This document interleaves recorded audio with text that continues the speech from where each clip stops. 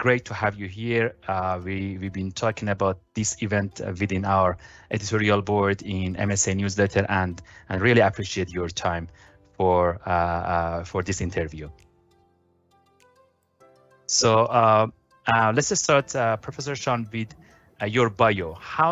Tell us a bit about your journey, how you started your profession in the academia, and how you end up in membrane. So give us a little bit of your background. Thank you for your kind invitation, Amir. Australasia, great to see you and MSA members. So my journey of membranes was my research career. So yeah, I studied my bachelor and master degree in Korea. So I was chemical engineering. Also, I was the biological and life sciences. And what date was that? Sorry, I interrupt you. Could you please also give us the date? It was 2000. I graduated bachelor in 2002 master degree, and then I joined my PhD in 2002 and completed my PhD in 2006. Basically, I have had a very great opportunity to do my research career because a lot of the research opportunity during my bachelor and master degree as well as the PhD. I was involved initially water treatment, wastewater, using biological treatment process during my master degree. And then I joined the PhD at UTS. Currently I'm working on now. And what happened is that I changed my topic to physical treatment process, which is the membrane as well as the pre-treatment. So my experience during biological treatment process was very much helpful because as you know, biological treatment process takes time, was a lot of difficulty to regenerate your experimental data. And then I was very difficult to publish papers during my master. And then I joined my PhD and it changed to the chemical, physical processes. And I did a lot of pre-treatment for microfiltration, nanofiltration, ultrafiltration for wastewater reuse. So that I was very much enjoyed at the time because physical chemical process produced a lot of papers. So that I published a lot of publication, around 15 papers during my PhD. Fantastic. And I also had a good experience of the wastewater reuse. And when I completed my PhD, I got the postdoctoral research fellow without any gap from my PhD to the postdoctoral research fellow. So it has been very much a good experience. It was a Chancellor Fellow, Professor Right, Shon. exactly. That's correct. The Chancellor postdoctoral research fellow. At that time, it was the first University of Technology Sydney Chancellor postdoctoral research fellow. So that we had only 3 people. So I was very fortunate to get this opportunity. At that time also we had a very serious millennium drought. So water drought was very severe, and then water engineer, water researchers were always required for every water sectors. So that I got very good momentum to have my PhD water recycling, water reuse using membrane technology.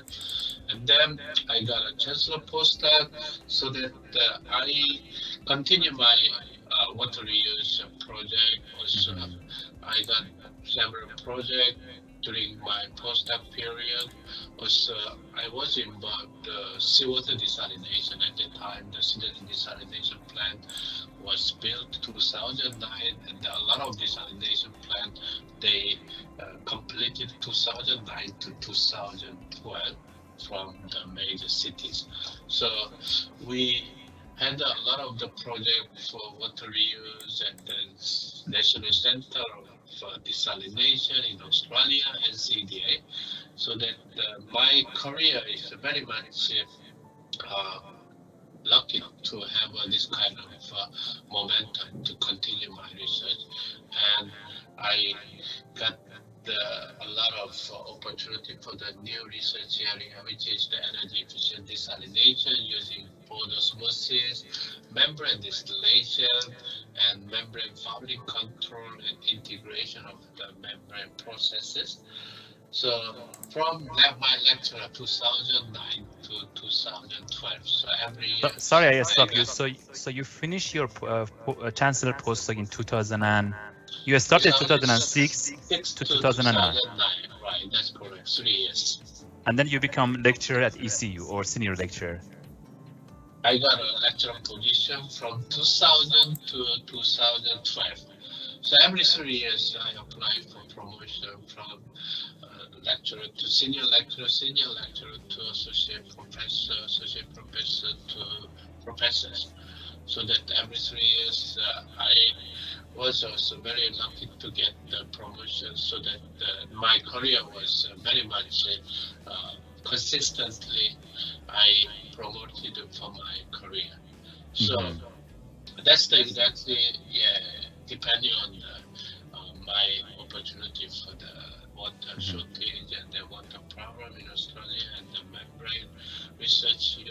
That we had the first membrane society of Australasia 2009 Hmm. established, and since then, membrane research area has been developed a lot, so that I got those another momentum using the energy efficient F4MD research topics.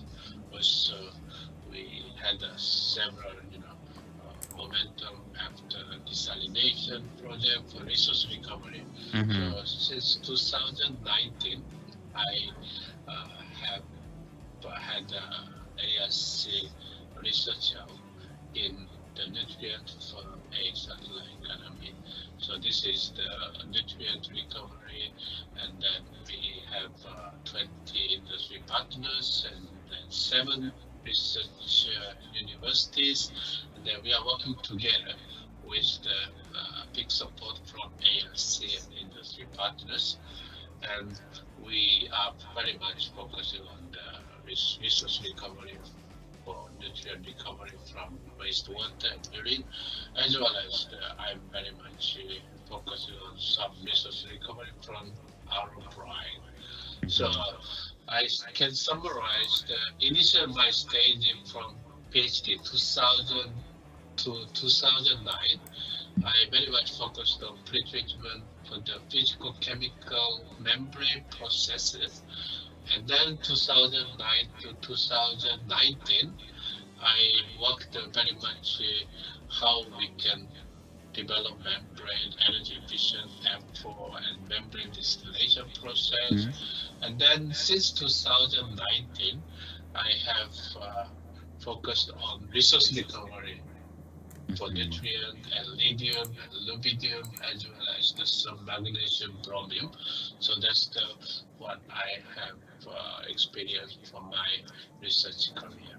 Very interesting. I can clearly see, Professor Shon, an evolution into your membrane journey from 2000 and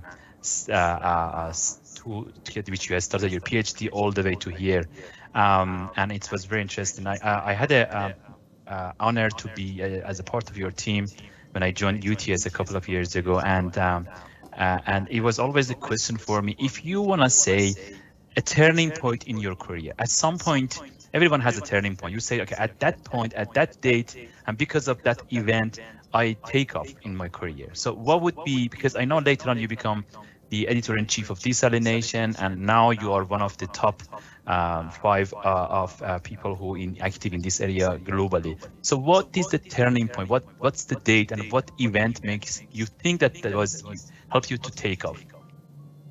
Okay, that's the very good question because everyone has their own turning point.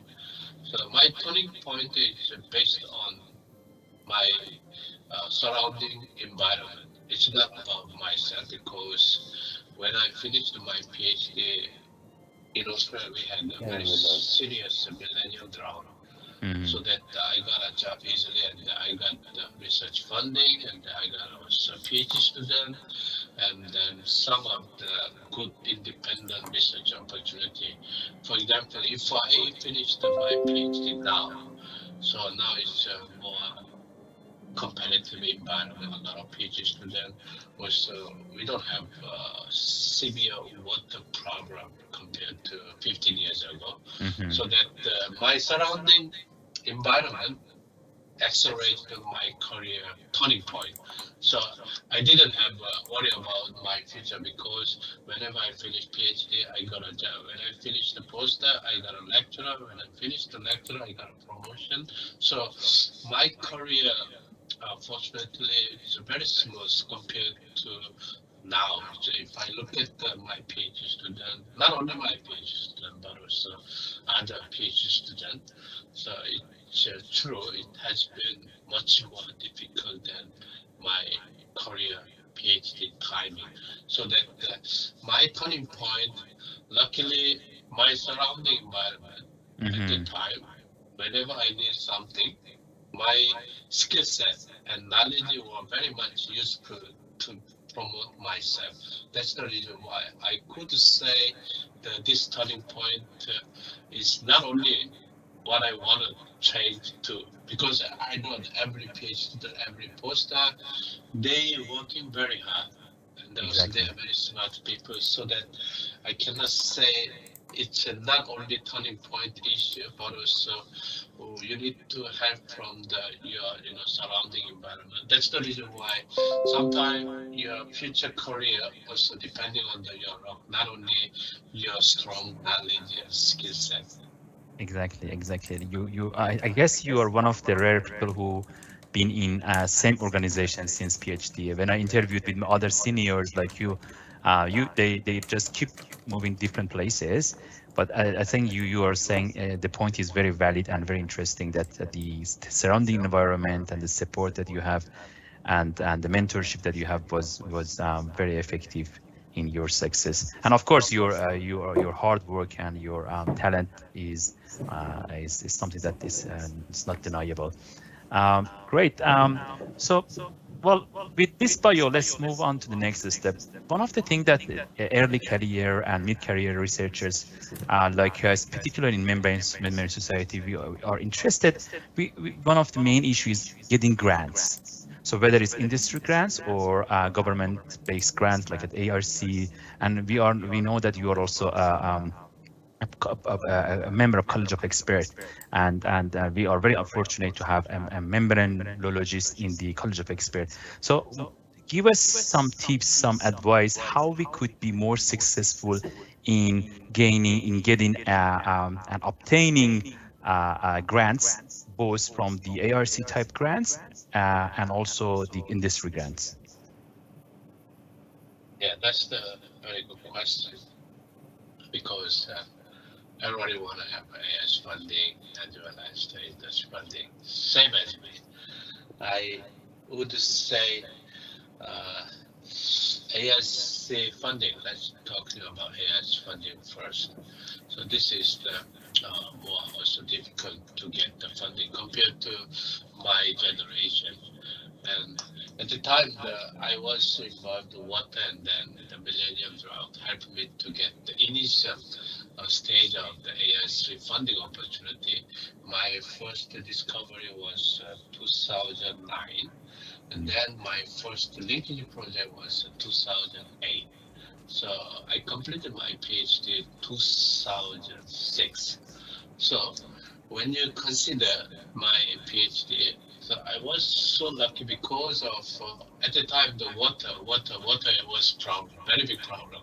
So Mm-hmm. whatever you apply, you had a very high chance.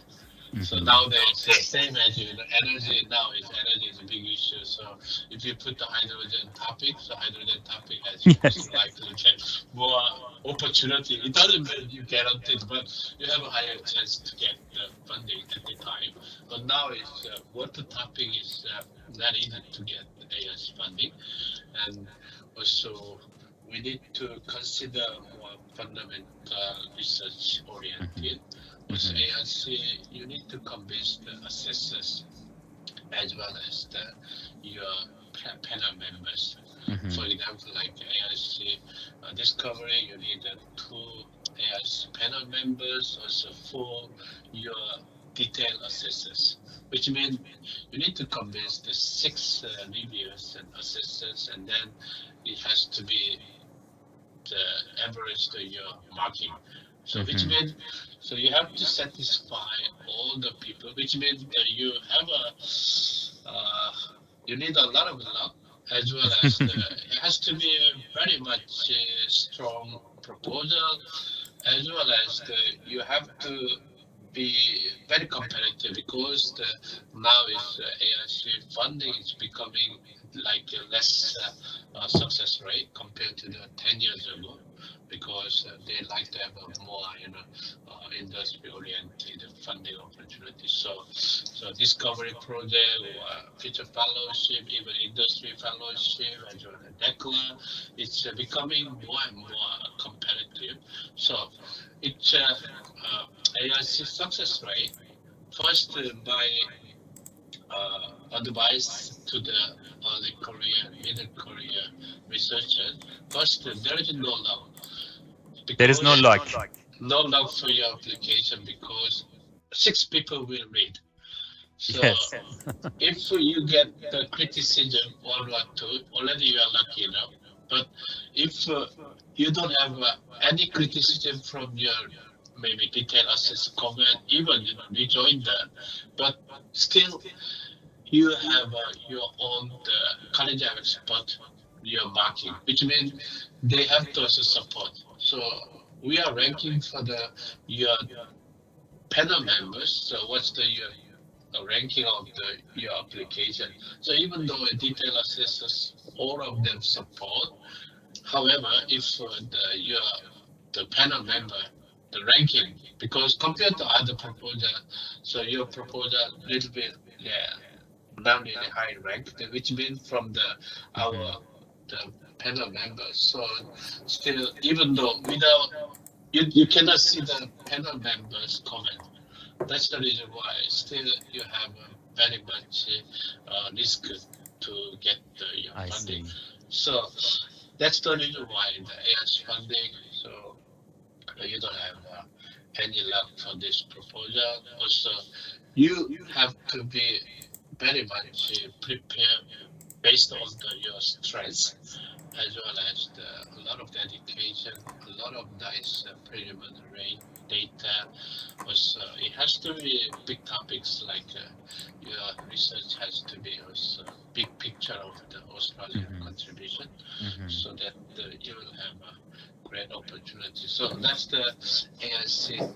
You can do a lot of effort to create until you get the first AI discovery, second maybe linkage project or a future fellowship. So once you are in, I'm sure the next step will be much easier. But first step, yeah, you need to put the consistent way of your research topic. Also, you have to be number one in Australia for your research area, Mm-hmm. and that's the reason why you may have a better chance to get the ASC funding.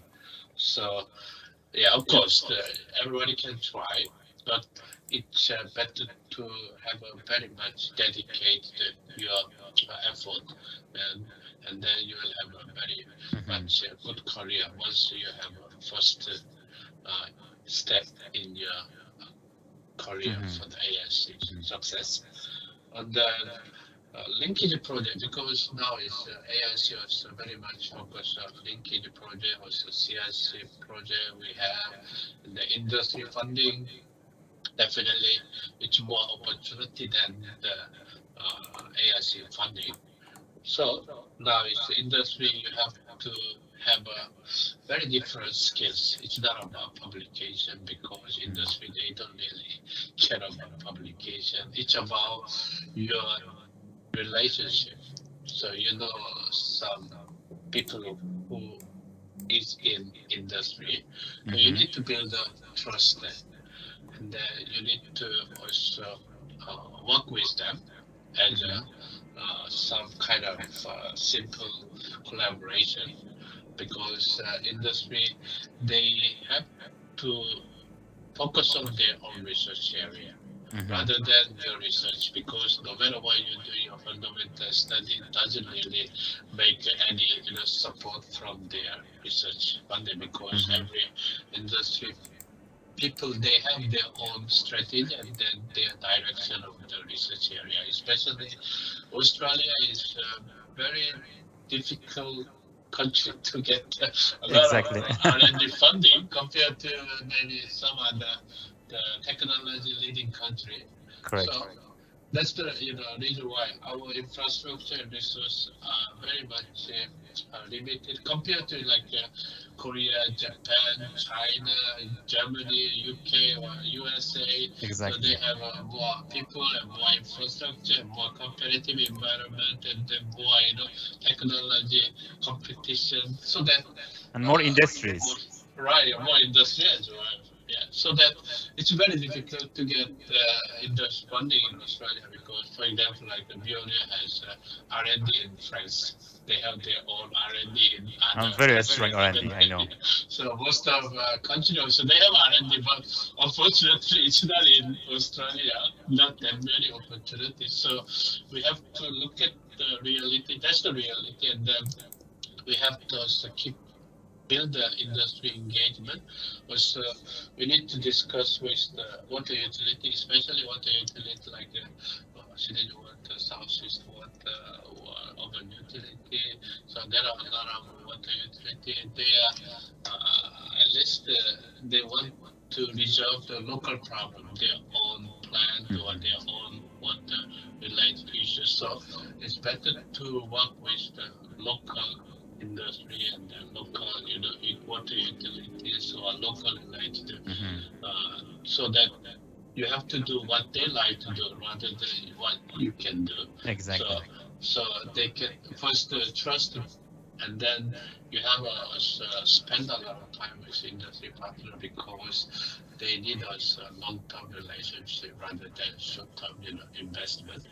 So that's the long journey. Industry engagement is much more also difficult than the AS funding as well, Exactly. because Exactly. unless the industry demanding, because they invest and they want to have a return. So this return has to be next year or a little bit faster than what we expected for 3-year project. So that's important. You have to stand as an industry position rather than your own research. So it will be a different strategy. You have to plan for industry engagement as well as your ARC. So you have to look at the different angles and then different topics and different your relationship you have to build up. So it's Hmm. a completely different skill set you need for industry and AS funding, but I'm sure that it will be possible because a lot of successful researchers and professors, they're all working together with industry and fundamental AS funding. So we have to also carefully look at what's the best way to spend the industry Hmm. engagement and AS funding oriented topic.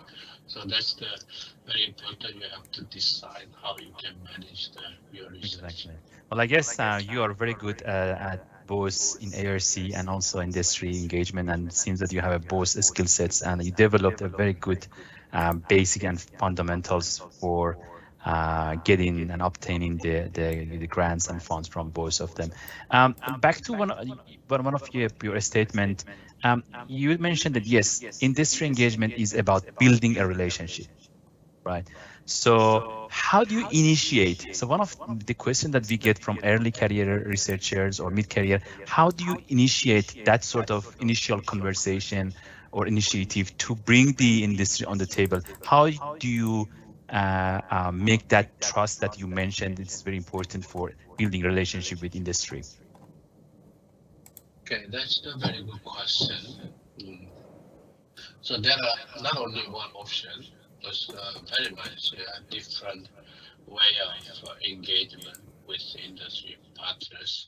For example, like a university strategically, they have their own industry partner and they are working together with industry, and then how they have a workshop or some connection.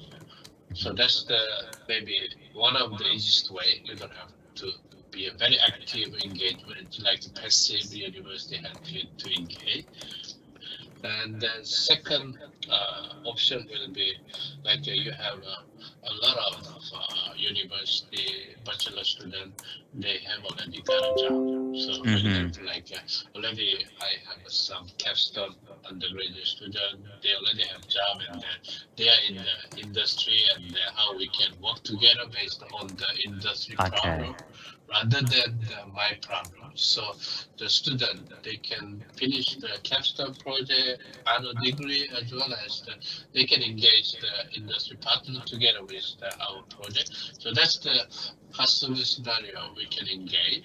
And another option will be you can connect with some of your the like a conference. So Mm-hmm. we have a conference like OG Water. There are a lot of industry partner and people are there. So I attended the OG Water this time, 2023, held in Sydney. Mm-hmm. And I liked the culture of the more, the engagement of OG Water because they have a lot of water related membrane water as well as Mm-hmm. some of the related to some business there. So it's a good time you attended industry oriented conference, and then they are very open to talk during the conference because they have a booth and they have also their own way of the presentation.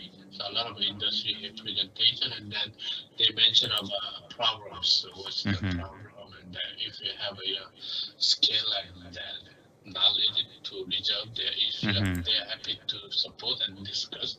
So that's the way you have to engage because Mm-hmm. when you go to their industry company because they don't have time.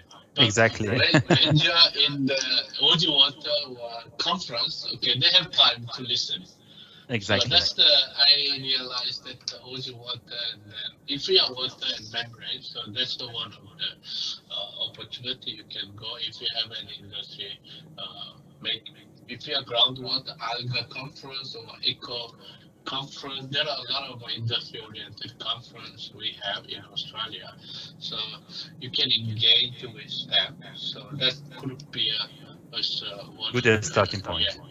your Very. starting point to discuss. Otherwise, the best way is that you have your Mm. colleagues already who is champion of your industry engagement, and I then see. help them and work with them, and also you can engage a little by little, and then you can also work with. That's the one of the best way to work with. Already, you have a champion for industry engagement, help the project, and they're working together.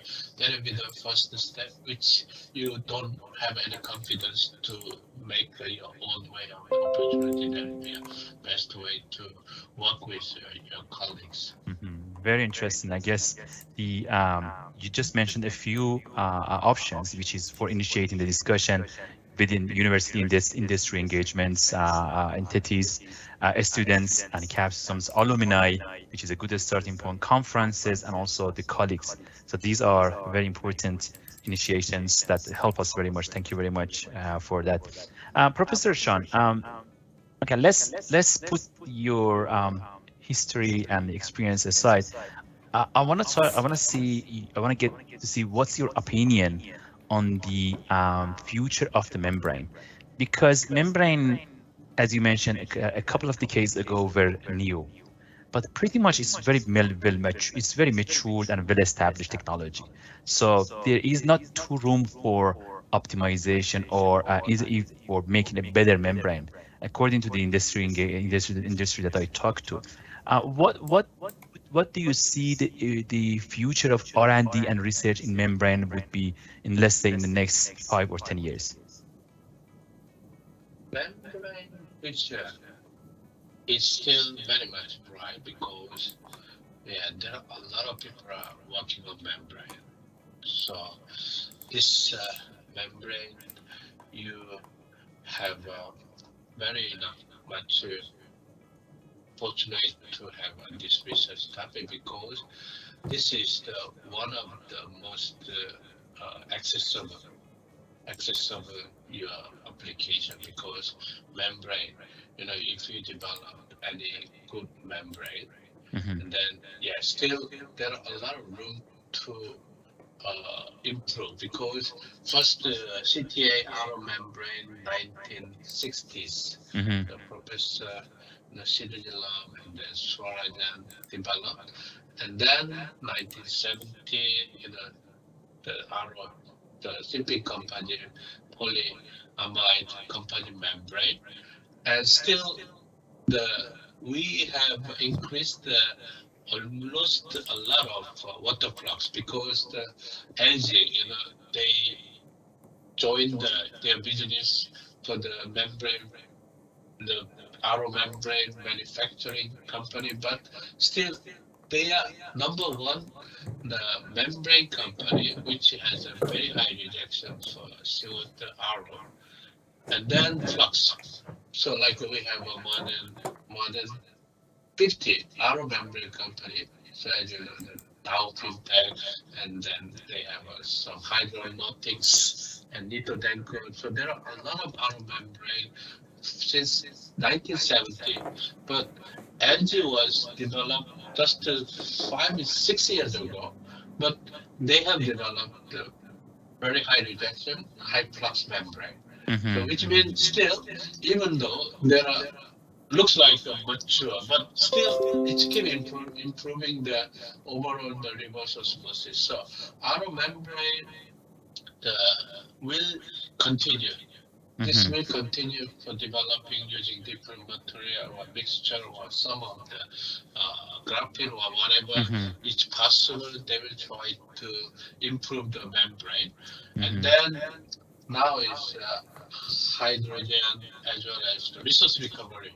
So we have a selective ion recovery like lithium or aluminum, some chromium, and so we need those very good membrane Hmm. separation to save a lot of operation and the separation cost. So Hmm. the membrane will play a very important role in this regard. Hmm. Hmm. Also, hydrogen, like a desalination, now is people look at the opportunity using the seawater to hydrogen energy. So Hmm. this area will be also very much connected with desalination. Also, now is people look at more high recovery. So high recovery, the wastewater reuse and desalination, where you Hmm. have a high rejection, high permeability. So that's the still, yeah. Of course, this is the larger scale, Hmm. but always we start from the smaller scale of the membrane. Yeah. Yes. So that, yeah, I still believe the membrane have a very great future for our young researcher as well as the virtual researcher because a lot of people they have a good idea, and then membrane topic never ever have been idle because they always something to do this area and this area, and then Exactly. gas and then food as well as the selective ion and the Exactly. energy related. So I think it's true. It's mature because we have a lot of skill and membrane fabrication, but Hmm. now it's a matter of how we can increase the efficiency of the overall membrane, the Hmm. separation, as well as the fabrication preparation method. So Hmm. I believe we we can go another level of the atomic level of the separation, atomic Hmm. level of the saving the energy. That will be the Hmm. also next future of the membrane Very development. interesting. Yes, I guess as you mentioned, yeah, you're right. So the membrane might be mature in some areas, but there are many more applications, such as you mentioned, resource recovery, food industry, pharmaceutical industry, and biomedical. So still a lot of different applications that membrane hasn't been developed enough that has that create a lot of opportunities for young researchers to approach. Very interesting. Professor Shon, I have some few questions, but something just came into my mind about the AI. And these days, I see the AI is now revolutionizing different aspects of academia and research. A clear example is ChatGPT. So, and how do you think AI, number one, can contribute into the academic life, and how do you think a membrane society can benefit from AI, machine learning, and these sort of tools such as ChatGPT? What's your thoughts on it? What's your feeling on this topic is? Okay, this is not my feeling. This is a fact because AI is not limited knowledge. So that, in fact, what you are thinking and what I'm thinking is just very much narrow, because AI is much better way of their idea as well as the application. So even though we cannot say specifically, okay, this is the area we have to go. We cannot say exactly now, but now it's already we have some AI related membrane technology, like you are controlling the pituitary, you're controlling the pressure, you're controlling the Mm, water flux using AI, mhm, logistic and algorithm, because there are already several companies in the world they are using AI machine learning to use your pressure exchanger and the booster pump and the arrow, mhm, flux controlling system to optimize your mhm, energy cost. Also, nowadays the high recovery is the mhm, one of the issues. So AI also can be involved. And now is AI is a lot of chemistry, polymers, scientists trying to utilize the AI to make sure. We have already designed the polyamide for last 60 years. So yep. possibly AI can make a very good breakthrough of the arrow membrane, which is a much better Mhm, performance. So still, there are many polymer scientists, chemistry can contribute using AI. Also, we have a molecule. How we don't really understand from our, brain. So what's the ions? How this is hydrated and dehydrated, and exactly. how this is the combined with the different ions. In fact, not exactly you can explain inside. So AI can possibly look at this angle, and then how we can make this kind of the selective ion separation using membrane. So AI can also now is in the future AI who can handle AI very well. Also, Mhm, utilizing this kind of software because this is beyond our knowledge and skills, so that you'll be also one of the best research in the world if you are well managed to your AI. So it will be an interesting turning point, another turning point in terms of our research as an academic life for those publication.